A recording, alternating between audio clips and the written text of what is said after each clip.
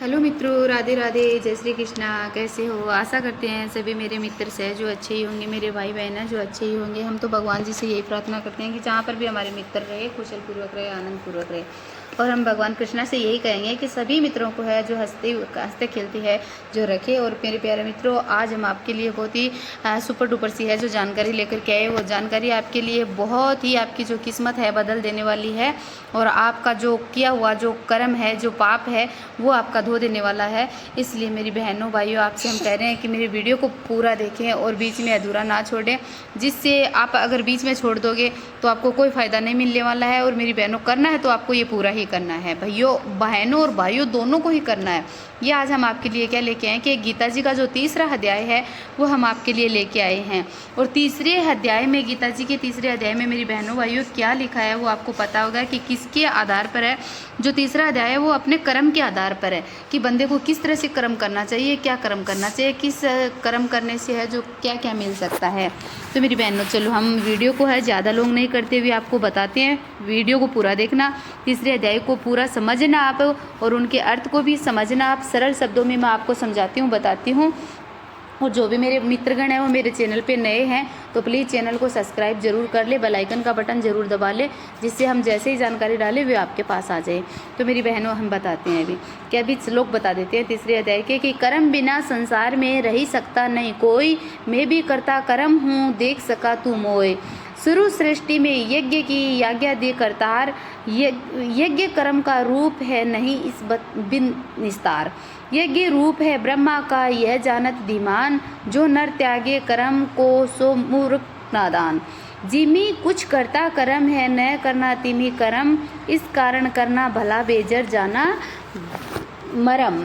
तो मेरी बहनों, इस तरह से ये तीसरे जो अध्याय की है श्लोक है। अभी हम जो तीसरा अध्याय है जो स्टार्ट करते हैं, सुनना ध्यान से। अर्जुन ने पूछा है कि हे जनार्दन, यदि आपके तप से कर्म से बुद्धि से श्रेष्ठ है तो केशव मुझे इस घोर कर्म में क्यों लगाते हो? मिले हुए वचनों से आप मेरी बुद्धि को है जो भ्रम में डाल रहे हो। निश्चय करके मुझे बताइए कि जिससे मैं कल्याण को प्राप्त हो जाऊं। श्री कृष्ण बोलते हैं कि हे निष्पाप अर्जुन, मैं पहले समझा चुका हूँ कि इस लोक में दो प्रकार की निष्ठा कही है।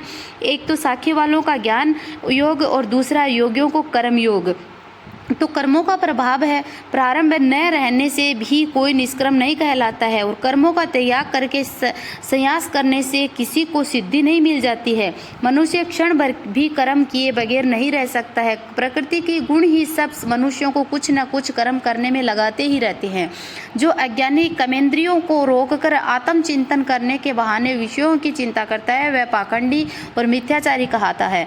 हे अर्जुन, जो इंद्रियों को मन में से दमन कर विषयों में प्रवृत्त न होने देकर और उनसे कार्य लेता है वह कर्म योग का अभ्यास करता है और श्रेष्ठ कहता है। अपने धर्म के अनुसार नियमित कर्म करो, बिना कर्म के तुम्हारे शरीर का निर्वाह नहीं हो सकता है। हे कौंतवे, यज्ञ के निर्मित किए जाने वाले कर्मों को छोड़कर जितने कर्म है जो उनके करने से मनुष्य को बंधन होता है, अतः तुम फल की इच्छा त्याग कर यज्ञ के लिए कर्म करो। सृष्टि का आरंभ काल में ब्रह्मा जी ने यज्ञ सहित प्रजा को उत्पन्न कर प्रजा से कहा था कि यज्ञादि कर्म करके बुद्धि को प्राप्त होंगे और यही सब कर्म करो, तुम्हारे निमित्त कामधेनु होंगे। इस यज्ञ से तुम देवताओं को है जो संतुष्ट करते रहो और देवता भी तुमको संतुष्ट करेंगे। इस प्रकार परस्पर बर्ताव करते हुए तुम और देवता कल्याण को है जो प्राप्त होंगे। यज्ञ आदि कर्मों से प्रसन्न होकर देवता इच्छित सुख की सामग्रियों देंगे, परंतु उनके लिए उनके दिए हुए दान जो बिना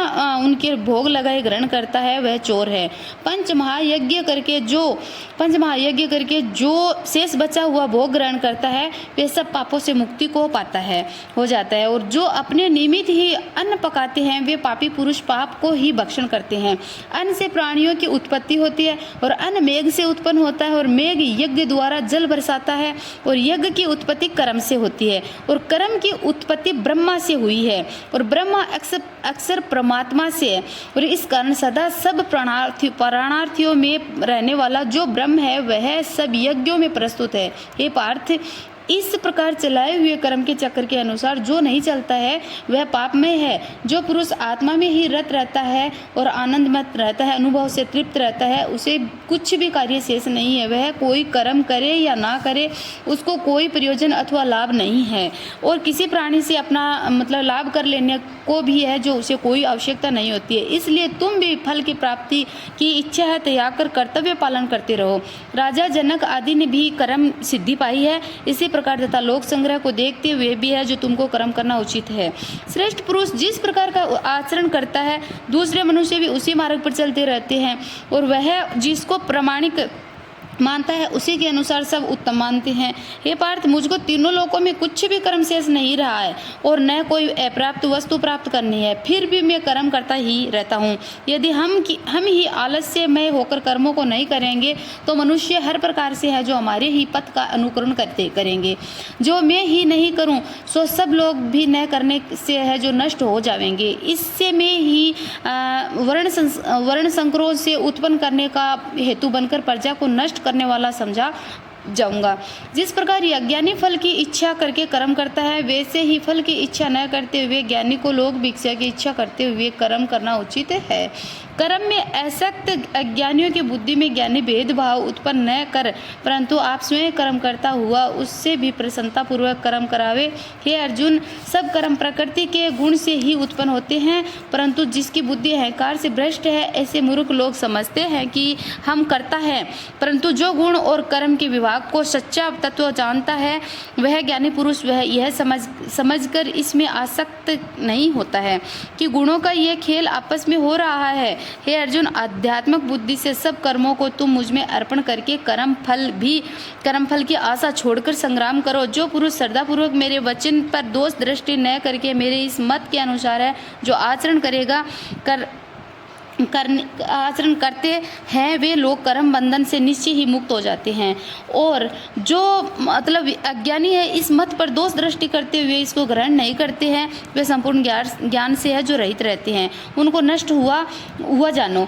अपना कठिन धर्म भी दूसरों के सहज धर्म से हितकर होता है, और सर्वतः में मरना भी कल्याणकारक है, परंतु अन्य धर्म भयानक है। अर्जुन बोले, हे कृष्ण, पुरुष को पाप करने की इच्छा न होते हुए भी कौन उसे बलात्कार पाप के मार्ग में प्रवृत्त करता है? श्री कृष्ण बोले, हे अर्जुन, रजोगुण से उत्पन्न होने वाला काम और क्रोध मनुष्य को पाप मार्ग में ले जाता है।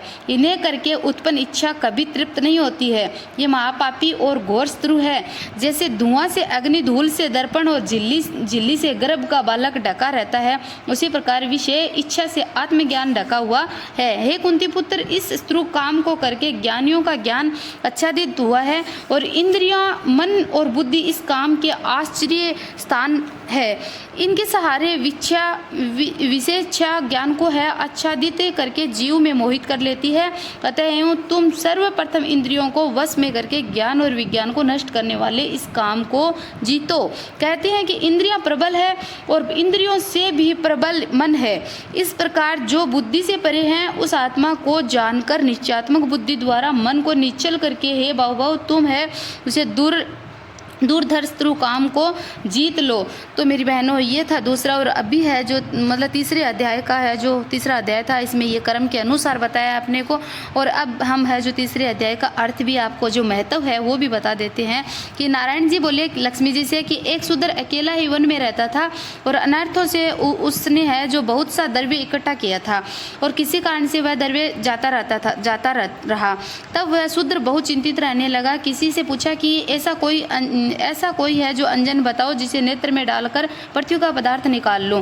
तब किसी ने कहा, मांस मदिरा खाया पिया कर वह खोटा कर्म करने लगा। एक दिन धन की जो लालसा पर चोरी करने गया, रास्ते में चोरों ने है जो मार दिया। अनंतर उसने प्रेत की योनि पाई, और उस प्रेत योनि में उसे बड़ा दुख हुआ। वह वट के वृक्ष पर है जो रात दिन चिल्लाया करता कि कोई ऐसा भी है जो मुझे है जो इस अधमदेह से छुड़ावे। कुछ समय बाद शूद्र की स्त्री से पुत्र जन्मा, और जब उसका पुत्र बड़ा हुआ तो वह एक दिन अपनी माता से उसने पूछा कि मेरा पिताजी क्या करता है था और देहांत किस प्रकार हुआ था और सब है। तब उसकी माता ने कहा कि बेटा तेरे पिताजी के पास धन बहुत ज़्यादा था और यूं ही जाता रहा। एक दिन धन की लालसा से चोरी करने गया, परंतु मार्ग में चोरों ने उसे है जो मार डाला। तब उसने कहा कि हे माता, उसकी गति कराई थी? तब माता ने कहा कि नहीं बेटा। तो फिर कहाँ है माता, उसकी गति करानी चाहिए, यह कहे पंडितों से पूछने लगा और प्रार्थना करी कि हे स्वामी, मेरा पिता एक दिशा में जाकर है मृत्यु को प्राप्त हुआ था, उसका उद्धार जिस प्रकार होवे। तब पंडितों ने कहा कि गया जी जाकर उसकी है जो गया करो, तब पितरों का उद्धार होगा। यह सुन माता की आज्ञा लेकर गया जी गया और प्रयागराज का दर्शन स्नान करके फिर आगे को चला। रास्ते में एक वृक्ष के नीचे बैठा हुआ उसको बड़ा सा भय हुआ और वृक्ष वहाँ था जहाँ उसका पिता प्रेत की योनि को प्राप्त हुआ था। उसी जगह में चोरों ने है जो उसको मारा था। तब वह बालक ने अपना शुरू गुरु मंत्र है जो पढ़ा और उसका एक और भी नियम था कि वह एक अध्याय गीता जी का भी है जो नित्य पाठ किया करता था। उस दिन उसने श्री गीता जी के 3रे अध्याय का है जो पाठ है जो अध्याय किया था, उस वृक्ष के तले बैठकर किया गीता जी का अध्याय। और वह उसके पिता ने है जो प्रेत योनि में सुन लिया और उनके सुनने से प्रेत देह छूट गई, देवदेही पाई थी। और स्वर्ग से विमान आए और वह विमान पर है जो चढ़कर उसके सामने आया और आकर आशीर्वाद दिया और कहा, हे पुत्र, मैं तो तेरा पिता हूँ और जो मरकर प्रेत हुआ था, और इस तेरे पाठ करने से है जो मेरी है देवदेही है जो हुई है। अब मेरा उद्धार हुआ है, अब तू गया जी में अपनी खुशी से जा। और इतना सुनकर पुत्र ने कहा, हे पिताजी, कुछ और आज्ञा करो जो मैं आपकी सेवा करूं। तब उस देवदेही ने कहा कि देख, मेरी 7 पीढ़ियां पितर नरक में पड़ी है, बड़े दुखी हैं। अब तू श्री गीता जी के 3रे अध्याय का पाठ करके और इनको है इस दुख से है मुक्ति प्रदान करवा सकता है। इतना वचन कहकर वह देवदेही स्वर्ग को गई और तब बालक ने वहाँ 3रे अध्याय का पाठ किया। सब पितरों को पुण्य देखकर बैकुंठी गामी किया। जो जीव गीता जी का पाठ करे या स्वर्ण करे और उसका फल कहाँ तक कहने में नहीं आ सकता है। तब नारायण जी ने कहा कि हे लक्ष्मी जी, इस 3रे अध्याय का जो फल मैंने तेरे लिए कहा है सो तूने सुना है, वही इसका अध्याय का अर्थ है, यही इसका मतलब है। तो मेरी बहनों भाइयों, 3रे अध्याय से है जो आपको पता चल ही गया होगा कि क्या मिलता है क्या नहीं मिलता है, तो क्या करना चाहिए क्या नहीं करना चाहिए। मेरी बहनों, अब गीता जी के हर एक पाठ का आप है जो अध्ययन है जो रोज़ किया करो, सुना करो, स्मरण किया करो, आपको बहुत कुछ मिलेगा। एक बार प्यार से बोलो, जय श्री कृष्णा, राधे राधे।